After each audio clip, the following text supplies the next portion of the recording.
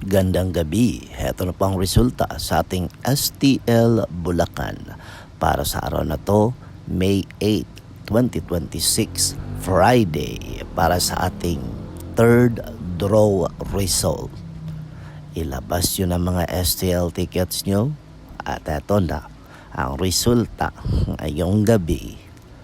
At para naman po sa ating STL Bulacan third draw result, ang resulta ngayong gabi ay ang numerong ito. May mga bagong sakit na naman mga ka-STL, kaya dapat ingatan natin ang ating kalusugan. Matulog ng 7 hanggang 8 oras at uminom ng tubig at lalong-lalo na kumain ng mga masustansyang pagkain. Okay? Don't forget to subscribe. Purple Green TV.